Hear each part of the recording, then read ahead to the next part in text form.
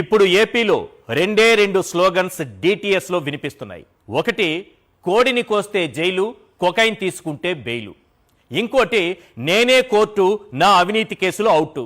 ప్రస్తుతం ఏపీలో జరుగుతున్నటువంటి రాజకీయ పరిణామాలకు ఈ స్లోగన్స్ పక్కాగా సరిపోతాయి. 371 కోట్ల రూపాయల స్కిల్ కేసుతో మొదలు పెడితే 25,000 కోట్ల రూపాయల లిక్కర్ స్కాము, 333 కోట్ల ఫైబర్ నెట్ స్కాము, 5,500 కోట్ల అమరావతి అసైన్డ్ భూముల స్కాము, 2,130 కోట్ల ఇన్నర్ రింగ్ రోడ్ స్కాము, 10,000 కోట్ల రూపాయల ఉచిత ఇసుక స్కాము. ఇలా ఒకటేమిటి, తనపై ఉన్నటువంటి అవినీతి కేసులన్నింటినీ కట్టగట్టి కరకట్ట కింద పాతి పెట్టడానికి పక్కా ప్లాన్ చేశారు చంద్రబాబు. ఇందుకు అధికారులను వాడుకున్నారు. గతంలో తనపై కేసులు పెట్టిన అధికారులను ఒక ఆట ఆడుకున్నారు. తనపై ఉన్న కేసులన్నింటికి క్లీన్ చిట్ ఇచ్చేలా పావులు కదిపారు. ఫిర్యాదుదారుడికి కూడా తెలియకుండా కొన్ని కేసులు అన్యాయంగా క్లోజ్ చేయించుకుంటున్నారు. కానీ న్యాయం ఎక్కడో ఒక చోట బతికి ఉంటుందిగా. న్యాయం కోసం పోరాడే వాళ్ళు ఎవరో ఒకరు ఉంటారుగా. ఐఆర్ఆర్ అసైన్డ్ భూముల కేసులను వదిలేది లేదంటూ జై భీమరావు భారత్ పార్టీ వ్యవస్థాపక అధ్యక్షులు, ప్రముఖ న్యాయవాది జడ శ్రవణ్ కుమార్ కోర్టులో కొట్లాడుతున్నారు. అంతేకాదు, చంద్రబాబు అన్యాయంగా క్లోజ్ చేసుకున్న ఆ 4 కేసులను కూడా వదిలిపెట్టేది లేదని బల్ల గుద్ది మరీ చెబుతున్నారు. ఎక్కడికి పోతావు చంద్రబాబు అంటూ ఛాలెంజ్ విసురుతున్నారు. అసలు చంద్రబాబు అవినీతి కేసుల్లో ఆధారాలు ఉన్నాయా లేవా? ఆధారాలు ఉన్నాయని స్వయంగా కోర్టు నమ్మింది కాబట్టే చంద్రబాబు 52 రోజులు రిమాండ్ ఖైదీగా ఉన్నది నిజమా కాదా? ఆయా కేసుల ఛార్జ్ షీట్లలోనూ పక్కా ఆధారాలను సిఐడి పొందుపరిచింది నిజమా కాదా? వీటితో పాటు ప్రధానంగా వినిపిస్తున్న ఓ 10 ప్రశ్నలేంటో ఒక్కసారి మనం స్క్రీన్ పైన చూద్దాం. Yes, question number 1, skill case నుంచి ఐఆర్ఆర్ అలైన్మెంట్ కేసు వరకు పక్కా ఆధారాలతో దొరికింది నిజమా కాదా? క్వశ్చన్ నెంబర్ 2, స్కిల్ స్కామ్ జరిగినట్లు ప్రాథమిక ఆధారాలు ఉన్నాయని స్వయంగా సుప్రీంకోర్టు చెప్పింది నిజమా కాదా?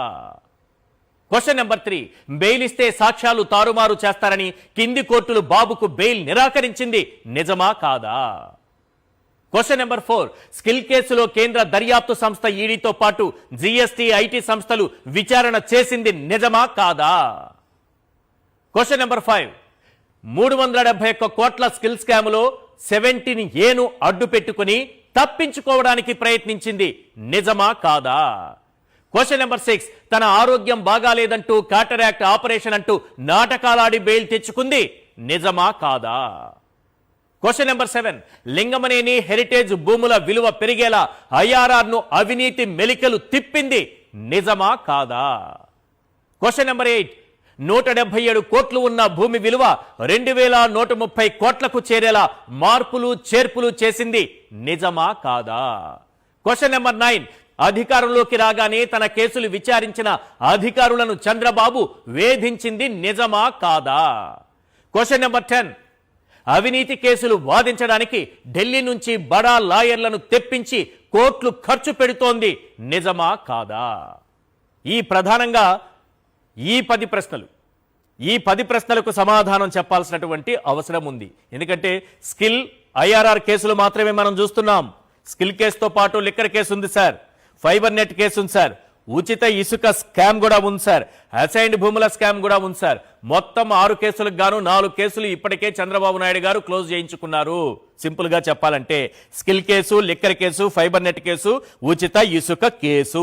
ఇక ఇన్నర్ రింగ్ రోడ్ అసైన్డ్ భూముల కేసుకు సంబంధించి ఈ కేసుల్ని మాత్రం వదిలిపెట్టేది లేదన్నట్టుగా ప్రస్తుతం జడ శ్రవణ్ కుమార్ గారు ఆయన వెంట పడుతున్నారు. వాటితో పాటు క్లోజ్ అయినటువంటి ఈ కేసుల్లో కూడా ఈ 4 కేసులను కూడా ప్రాసిక్యూషన్ చేసి తీరాల్సిందే అని, ఎట్టి పరిస్థితుల్లో చంద్రబాబు విచారణ ఎదుర్కొని తీరాల్సిందే, అప్పటి వరకు వదిలిపెట్టేది లేదని ఆయన ఛాలెంజ్ కూడా చేస్తున్నారు. కానీ ఎవరైతే చంద్రబాబు నాయుడు గారి కేసులను, ఆ రోజు అవినీతి కేసులను విచారించారో అదే అధికారులు ఇప్పుడు ఆధారాలు లేవంటూ కోర్టులో చెప్పేయడం, ఆ కేసులు ఎక్కడికక్కడ క్లోజ్ అవుతున్నటువంటి సిచ్యువేషన్ మనం చూస్తున్నాం. వీటన్నిటిపైన గతంలో ఒక సందర్భంలో లోకేష్ గారు మాట్లాడారు. ఆయన ఏం మాట్లాడారనేది ఒక్కసారి విన్న తర్వాత జడ శ్రవణ్ కుమార్ గారితో మనం మాట్లాడదాం. ప్లీజ్ ఆ బైట్ ప్లే చేయండి. నా కలెక్టర్ కాన్ఫరెన్స్ లో నవ్వుతా చెప్పా ఒక పోలీస్ సోదరుడికి, మన హోం మంత్రి గారు కూడా, తల్లి వీలే కేసులు మన పైన పెట్టారు, టైం ఇస్తున్నా, తొందరగా కేసులు తీయమని చెప్పని కూడా అదే అధికారులకు నేను చెప్పా. నేను నిన్న కలెక్టర్ కాన్ఫరెన్స్ లో నవ్వుతా చెప్పా ఒక పోలీస్ సోదరుడికి, మన హోం మంత్రి గారు కూడా తల్లి వీలే కేసులు మన పైన పెట్టారు, టైం ఇస్తున్నా తొందరగా కేసులు తీయమని చెప్పని కూడా అదే అధికారులకు నేను చెప్పా.